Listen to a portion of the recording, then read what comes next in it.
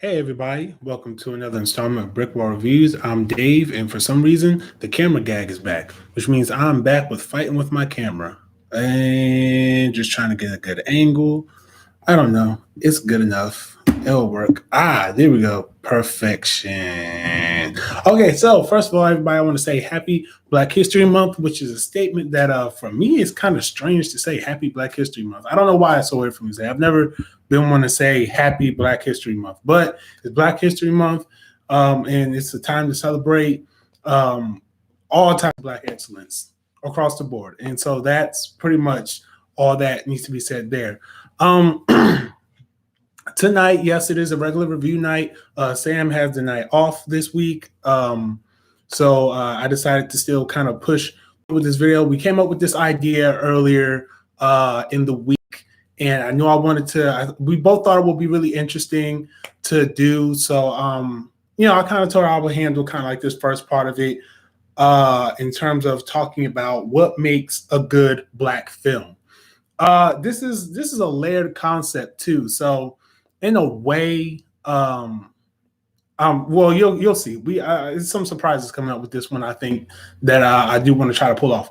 But anyway, before we get into that, I want to remind you guys to subscribe to our YouTube channel and make sure if you like this video, hit the like button and check out all of our previous content. Last week, Sam did her anime review. I'm here every Friday for WandaVision. Of course, got to get my WandaVision in. That show is so amazing. If you guys haven't watched that, it's on Disney Plus. Make sure y'all check that out. And yeah, those are all my general announcements that I have. Usually I'm loaded with those, but I don't have that many general announcements. Yeah, I'm messing with my hair tonight, guys. So sue me. All right, I look good too. But anyway, yeah. So tonight, like I said, I'm going to be talking about what makes a good Black film. So of course, in recent years, the amount and quality of Black films it's risen in various ways. Pretty much what once seemed like it was like a tight corner before, like in the 80s and like the 90s and 70s and stuff. It was kind of like a tight corner where Black people, they weren't given that much of a budget to make movies. They weren't given that much confidence from studios to make movies. It all just kind of had to be like one type of film or in a certain type of realm of films, and it was harder to break the ceiling on those films. And again, it was just a tight corner in terms of cinematic representation. And it's recently grown outwards. Something I've noticed with Black media is growing outwards. It's kind of pushing beyond those boundaries. We're getting more diverse stories. We're getting more interesting tales. We're getting more talent. More Black talent, not just in front of the screen, but behind the screen as well, where we're having Black writers, Black producers, Black directors going to these studios, or these studios coming to them and saying, hey, listen, we want to do this movie, or we want to take this project that we see you've been working on and turn it into a film, or hey, we have confidence in your ability. Matter of fact, recently, Ryan Coogler, his production company signed a 5-year deal with Disney, which I don't think, and I could be wrong about this, I'm not fact checking it, but I don't think a Black person has done that with Disney. I don't. I don't. And if they have, correct me in the comments down below. But I really don't think that a Black person has stepped to the scene to a big company like Disney. Well, not even like a big company like Disney, to Disney directly, and has been given this opportunity to have their entire production company and have this control to where they can produce projects for them. And you have this, like I said, it's a 5-year deal. I did post it on the Facebook page earlier. It's a great read. But yeah, so it's really interesting seeing that that diversity come from, not just in front of the camera, but from behind the camera. More confidence in studios to say, hey, why don't you do why don't you do a movie like this? Hey, we can give you the budget for a movie like this. Hey, we have confidence in a movie like this because it's succeeding. You can even look at Jordan Peele with Get Out, Us. He's doing another film with Universal, horror films that pretty much broke the mold, not just in the fact that it was Black directed, Black written, Black cast, but it kind of subverted the genre, pushed the genre of horror in a different direction that hadn't really been that well done until Jordan Peele came around with Get Out and Us, like two very high critically acclaimed films that are opening the doors for other talents. And speaking of which, films such as Black Panther and Spider-Man Into the Spider-Verse, even though that second one isn't doesn't have all the black talent behind the scenes, they definitely changed the perception of what black cinema can be and what I think it will end up being, which is pretty much just on par with the cinema that we get, the cinematic experiences that we get from white people, right?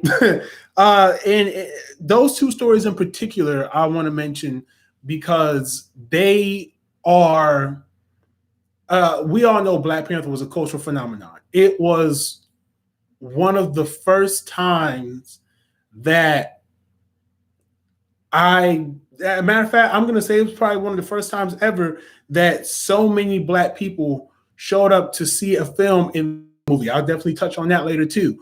And it wasn't one of those movies that carry stereotypes.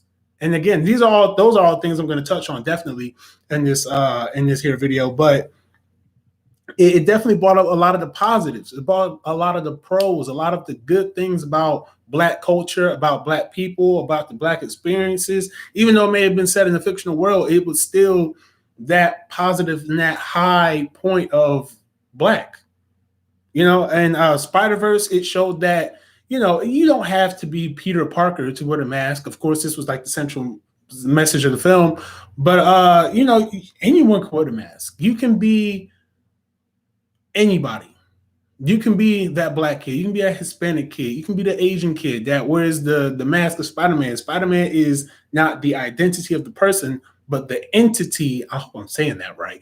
The entity of the symbol. The entity of the symbol. I don't know if I'm saying that right. I'm trying to sound profound when I said that. Like I had it in my head, but I messed it up. So anyway, but really, when you really start to break it down, you have again, you still have films like Girls Trip. You have films like Dolomite. Dolomite Is My Name, which was really good. Came out on Netflix, really critically acclaimed. You have just all types of films. Like I mentioned, Get Out. I mentioned Us. Girls Trip. You have all these really good black movies, but the real question comes in: what really makes them good? Like, what really makes a good black film?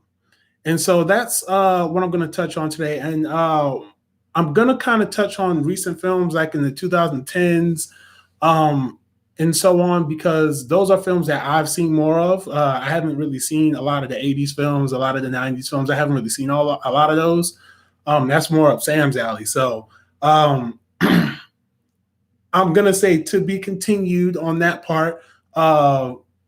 We'll try to, me and Sam, we're going to work on that part, and hopefully we can get that to you guys within this here month. I think that'll be the perfect time to bring it to you guys, right? Black History Month, talk about how great black films are, right? But so what makes these films so good? So again, I mentioned films like Black Panther, of course, we all know that. Mentioned films like Girls Trip, okay, we all know about that. So I think one of the things that definitely makes these films so good is, and I'm looking at a list of films too. I'm gonna go and I'm gonna talk about something that I like personally that a lot of black films in recent years have done. And one of the films I want to point to is called Sorry to Bother You. Sorry to Bother You stars Lakeith Stanfield, and it's in the alternate. I'm reading the synopsis here. In an alternate present-day version of Oakland, telemarketer Cassius Green discovers a magical key to professional success, propelling him into a universe of greed. Okay, so this movie is directed by Bootsy Collins. I can't forget that name. No, Boots Riley. My bad. I said Bootsy Collins. Who was that? I know who that is, but who's that?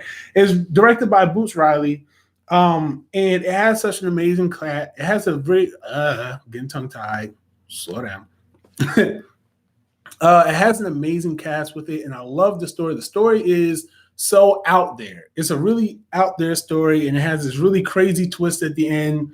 But there's something about this film that I think does really good, and this is going to go into my discussion of the pros of what recent black films have been doing. Some recent black films have been doing. So you get this really positive. I don't want to say positive. Well, in terms of the movie Sorry to Bother You, that would be more so the stories are diverse. So you get this really diverse story that I don't think you would have gotten in the 90s, in the early 2000s. I mean, we've gotten some of these stories like with Soul Plane and Undercover Brother, but I think those kind of went towards, having a lot of stereotypes. Like those jokes in there relied a lot on certain stereotypes and a lot on certain just certain hood hood mannerisms, right? I say hood in quotation marks because it had a lot of the hey, hip hop influenced and well, hey, being black means you do this, yo, and it means you have this, yo, and all that good stuff. It's just really crazy, wacky stuff. I'm not really 100% sure how to describe it because I haven't seen Soul Plane in a long time. Nor have I seen Undercover Brother in like 2 years. Like 2 years since I seen Undercover Brother. So anyway, um, so yeah, this is a diverse story, and the fact that it's about a black man working at a telemarketing agency, but it's really wacky. There, it's like a lot of I'm gonna say for lack of a better term, a lot of reality bending, different types of things with that. I'm trying to because it's really okay. If you haven't seen the movie, I'm sorry, spoilers. But like at the end, it kind of goes like where like the telemarketing agency is like turning people into horses or something like that. It's really crazy. It's a really weird story. And although it didn't really make that much at the box office, it was critically acclaimed. People loved the movie. I think because matter of fact, me and Sam watched the movie. Sam absolutely loved it. It was something that was right up my alley because I like watching weird stuff like that anyway. I haven't really heard much negative talk on that. If you want to get to another movie that was with a story that was, I guess you could say, just as diverse as that movie is Girls Trip. Girls Trip with Queen Latifah, Jada Pinkett, Regina Hall, Tiffany Haddish. It was a lot of people at the time called it the Black Bridesmaids, which I guess understandably so because they had a lot of the same story beats and a lot of the same similarities with them. I mentioned those two films, and I mentioned all that because one of the things I think that makes a good black film is, again, being able to have a diverse story, being able to take a story that, and I'm not trying to sound racist when I say this, but take a film, take a story, take a premise that white people could usually just do and make $1 billion off of it, and taking and saying, okay, well, let's put some black people in it, and let's not use those stereotypes. Like, yeah, we can speak. Dope is a really good is a good example of that. To an extent, it's a good example of that. It's taking just a regular story, just a story of a kid trying to achieve a goal, right? I forgot what the movie's about, really, but it's a kid trying to achieve a goal. It takes that basic premise, whole bunch of other crazy stuff happens around them, and it just says, okay, the cast is black, the director is black, the writers are black. And lo and behold, that movie ends up being critically acclaimed. It ends up being well noted in I don't want to say the hipster black community because I don't even think that's a thing, but it ends up being it ends up being mentioned a lot. Um it's one of those things that I think that if they had more, I think that when you allow these black films to be more diverse in storytelling, I just recently watched a movie. If you follow me on Instagram, I watched a movie called, I always forget the name of the movie, Don't Let Go. Um, I saw that Don't Let Go got bad reviews. I don't agree with those reviews. I don't agree with those reviews because I've seen movies in the same realm of what that movie was about be much worse and get much better reviews. I'm gonna stop right there because I don't want to start no trouble. But the thing about it is, um, and excuse me as I try to gather my thoughts so I can make sure what I say is is what I want to say. The thing about it is, it was a story that you wouldn't expect. I didn't expect that movie to be an all black cast, right? And this isn't me getting into a review of the movie, but I'm saying you have all these stories that can be told, and I think that's again harkening back to my major point of this part is that diverse stories are what makes a good are is one of the things that makes a good black film. Another thing that I think contributes to that is when you start to push away from stereotypes. We'll probably get into this more if we do a continuation of this video. And a lot of this might be repetitive, but pushing away from stereotypes. So let's use Black Panther as an example. I hate to keep harkening back to Black Panther, but let's use Black Panther as an example. So, or better yet, let's do scratch everything I just said, my live watchers and everyone's watching this, right? Scratch everything I just said. Let's look at a movie. Let's compare and contrast two movies real quick. That's what I think I want to do. So I'm trying to look for something I've actually seen. Two of these I've actually seen. That's becoming a task now. Okay, let's take something like, wow, there are a lot of biopic picks here. I'm about to change my point again. Okay, so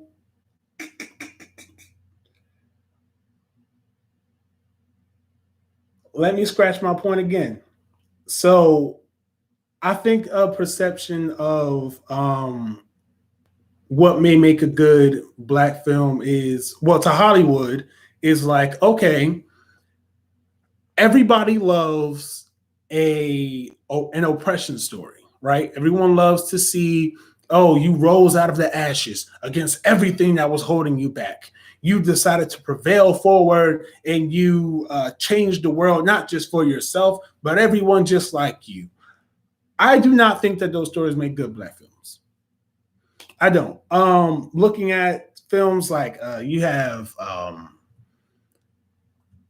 films like, and this is going to be controversial, guys. Don't shoot me, but this is going to be controversial. You have films like 12 Years a Slave. You have films like what is it? Come on, low.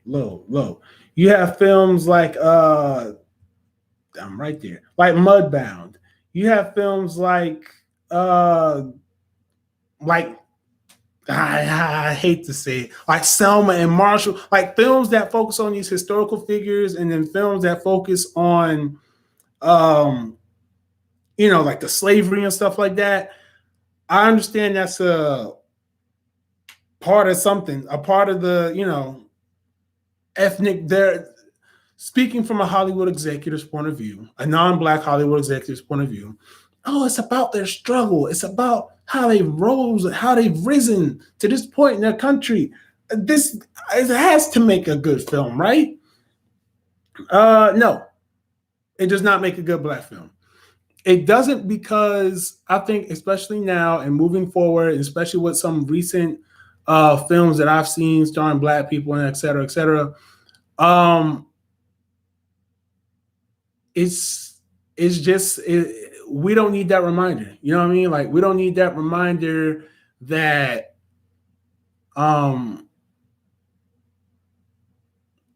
that we were slaves, that we were oppressed, that we were called the N word over and over and over again, and had to break through these barriers. I think we get the point now, especially after summer 2020. We good. We good. So that's where a film such as Get Out comes in, right? Where it tells the truth about how they want to be us to the point where they trap us. You know what I'm saying? Which these I haven't seen Us, so I can't really speak that much on Us. But from what I hear, it's also in the vein of a different type of. It's just again, like I said, a lot of this kind of in a way talking in circles, but it's yeah, just diverse stories. Just diverse stories. Um,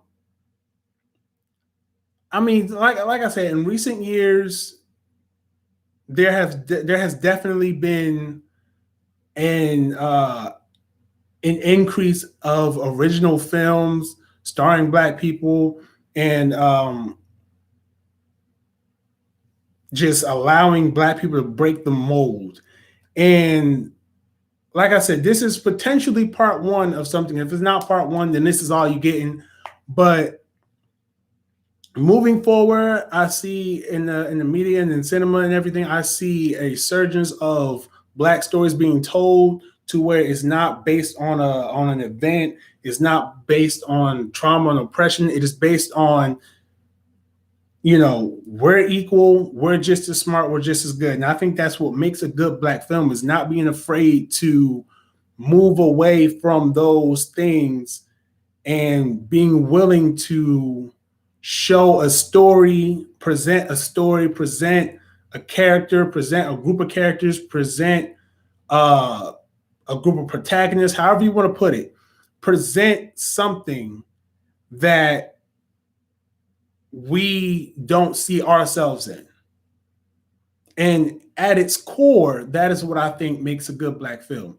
I mean, without, like I said, because I can talk in circles on this, and I can probably pull up a lot more examples, but I do want to reserve some of my thoughts and opinions for when I definitely have my co-host Sam sitting here with me. When we get back together, when we get back at it, I think she's going to bring a very interesting angle to this that can definitely put a lot of what I said into a different light, and also help open up a greater conversation. So this video went a little longer than I expected it to, but I definitely thank you guys for tuning in. Thank you for watching. Definitely leave a like below if you like what you saw. Leave a comment down below if you have an opinion on anything I said in this video. If you have a thought, I don't know, anything you want to say in relation to this video, definitely leave a comment down in the comment section. Trust and believe, we gonna reply. I'm gonna definitely reply to you. Don't get down there being rude. Okay, don't get down there being rude, trying to start arguments. Don't do that. But let's have a civilized discussion, because I think this is something that could be beneficial, a beneficial conversation. So thank you guys for tuning in. I will be back here on Friday night for my review of the next episode of WandaVision. Excited for that. Next week, Sam will be here for her BrickWall anime session. And as always, we'll be taking suggestions. And definitely, guys, engage in this conversation. I think it's a dope conversation. And until next time, y'all have a great night. If y'all trapped in that snowstorm, man, be easy, be safe. And until next time, peace. I'm out. Bye.